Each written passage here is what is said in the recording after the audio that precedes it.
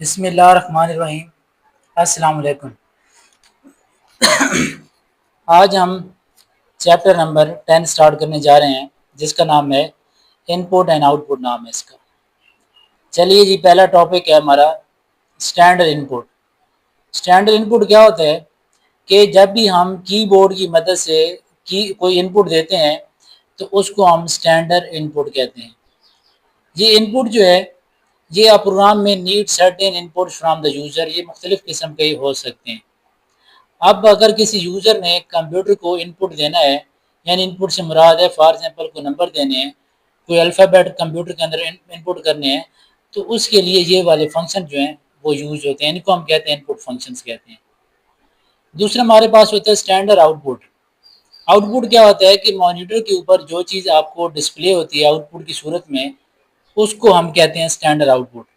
और standard output के लिए रिजल्ट देखने के लिए हमारे पास सी के अंदर दो फंक्शन होते हैं, एक होता है प्रिंट एफ होता है और दूसरा जो होता है वो होता है पुट एस होता है। इस आउटपुट को हम ऐसे भी कह सकते हैं कि the process of getting something from the computer, कि कंप्यूटर से जो चीज़ हम गेट करते हैं उसको हम आउटपुट कहते हैं। और ये दोनों चीज़ें जो हैं स्टैंडर्ड इनपुट और स्टैंडर्ड आउटपुट, ये दोनों फंक्शन जो हैं इस लाइब्रेरी के अंदर होते हैं, यानी stdio.h लाइब्रेरी के अंदर मौजूद होते हैं। अगर इन फंक्शन को यूज़ करना है तो इस लाइब्रेरी को हमने जैसे फॉर एग्जांपल यहाँ पर आप देखें तो ये stdio.h के अंदर ये दो फंक्शन जो हैं, जैसे मैंने आपको अभी दिखाया है, ये प्रिंट एफ हो गया और स्कैन एफ हो गया, ये जितने भी फंक्शन है ये stdio.h के अंदर मौजूद होते हैं। नेक्स्ट चलते हैं, पहले हम पढ़ते हैं प्रिंट एफ फंक्शन क्यों यूज होते हैं। प्रिंट एफ फंक्शन का जो मतलब है वो है display the output on the monitor, कि मॉनिटर के ऊपर अगर आपने कोई चीज़ डिस्प्ले करवानी है तो उसके लिए हम प्रिंट एफ का फंक्शन यूज करते हैं।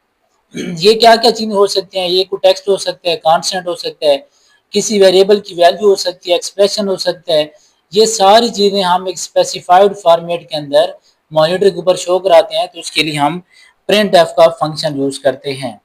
मिसाल के तौर पर अभी हम एक छोटे सा फंक्शन लिखते हैं, यहाँ पर मैं लिखता हूँ प्रिंट एफ, यहाँ पर ब्रैकेट्स के अंदर मैं यहाँ पर लिखता हूँ द नंबर इज।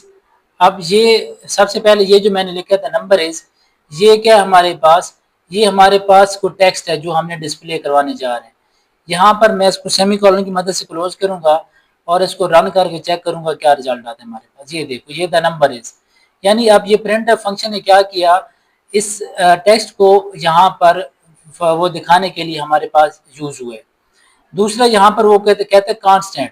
कांस्टेंट क्या होते हैं, कोई वैल्यू होती है। जैसे फॉर एग्जांपल मैं यहाँ पर इस टेक्स्ट की जगह कोई वैल्यू लिखता हूँ, मैं लिखता हूँ 10। यहाँ पर जब मैं रन करूँगा ये मेरे पास 10 आ गए, किसी कांस्टेंट वैल्यू को मैंने प्रिंट करवाया। इसी तरह value of variables, value of variables मुराद क्या है, मैं फॉर एग्जांपल यहाँ पर एक वेरिएबल लेता हूँ int x is equal to 20। अब मैं क्या चाहता हूँ, मैं कहता हूँ कि x की जो वैल्यू है वो मैं यहाँ पर प्रिंट कराऊँ। तो उसका तरीकाकार क्या है, यहाँ पर मैं लिखूंगा परसेंटेज d और यहाँ पर कॉमा देकर मैं लिखूंगा x। तो जब इसको मैं कंपाइल कर रन करूंगा तो मेरे पास यहाँ पर 20 आ गया। मैंने क्या किया, x वेरिएबल है, इसकी वैल्यू को मैंने क्या किया, प्रिंट किया। किसकी मदद से, प्रिंट एफ की मदद से। तो ये फंक्शन है, इसको हम कहते हैं प्रिंट एफ फंक्शन। तो बेसिकली इसके दो हिस्से होते हैं, एक होते हैं फॉर्मेट स्ट्रिंग और एक होते हैं आर्गुमेंट लिस्ट होते हैं। फॉर्मेट स्ट्रिंग क्या है, ये जो डबल कोट्स के अंदर जो चीज हम लिखेंगे इसको हम फॉर्मेट स्ट्रिंग कहेंगे, और डबल कोट्स के बाद कॉमा देकर जो चीज आएगी इसको हम क्या कहेंगे, आर्गुमेंट लिस्ट कहेंगे। यहाँ पर फॉर्मेट स्ट्रिंग और आर्गुमेंट लिस्ट में फर्क है आसान सा, कि इसको कंट्रोल स्ट्रिंग कहते हैं और ये क्या चीज होती है, कांस्टेंट वेरिएबल एक्सप्रेशन हो सकती है या वैल्यू हो सकती है जो हम प्रिंट के ऊपर स्क्रीन करते हैं, प्रिंट के स्क्रीन के ऊपर प्रिंट करवाते हैं। तो इसके अंदर क्या होती है, ये भी टेक्स्ट होता है, फॉर्मेट स्पेसिफायर, एस्केप सीक्वेंस, ये चीजें क्या होती हैं टेक्स्ट का आपको पता है। फॉर्मेट स्पेसिफायर क्या होता है, ये जो मैंने आपके सामने ये परसेंटेज डी लिखा है इसको हम फॉर्मेट स्पेसिफायर कहते हैं, जो आगे जाकर हमने तफसील से पढ़ना है। एस्केप सीक्वेंस क्या होता है ये भी हमने आगे मजीद पढ़ना है। जबकि आर्गुमेंट लिस्ट क्या होती है, सेपरेट बाय द कॉमा। अब देखिए यहाँ पर मैंने कॉमा लगाकर इसको सेपरेट किया है। इसके अलावा used of argument list is optional, तो ये ऑप्शनल होता है। जैसे अभी मैंने आपको इससे पहली वाली वो रन करके दिखाई थी कि किस तरीके से काम करती है। तो नेक्स्ट हमारे पास यहाँ पर आप देखें format string without argument list, कि आर्गुमेंट लिस्ट के अलावा देखो फॉर्मेट स्ट्रिंग क्या होती है, डबल कोट्स के अंदर जो चीज लिखते हैं वो फॉर्मेट स्ट्रिंग भी होती है, उसे कंट्रोल स्ट्रिंग भी कहते हैं। फॉर्मेट स्पेसिफायर क्या होता है, तो मैंने भी आपको करके दिखाया, जैसे %d लिखा है यहाँ पर, तो इसको हम कहते हैं फॉर्मेट स्पेसिफायर कहते हैं।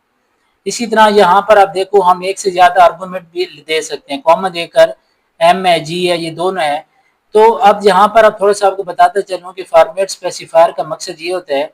अब देखिए ये m है, m की वैल्यू जहाँ पर आपने प्रिंट करवानी है उस जगह फॉर्मेट स्पेसिफायर डालना है। g की वैल्यू आपने जहाँ पर प्रिंट करवानी है उस जगह आपने उसका फॉर्मेट स्पेसिफायर डालना होता है। तो यूर मार्क्स आर %d पहला है तो यहाँ पर m की वैल्यू आएगी, एंड ग्रेड इज, फिर जहाँ पर दूसरा वेरिएबल है यहाँ पर दूसरी वैल्यू आप प्रिंट करेंगे तो यहाँ पर आपके पास आएगा कि your marks are 80 and grade is %c की जगह आ गया a आ गया। तो आज के लिए इतना ही है। नेक्स्ट हम वीडियो के अंदर नेक्स्ट वीडियो में हाजिर होंगे, तब तक के लिए अल्लाह हाफिज़।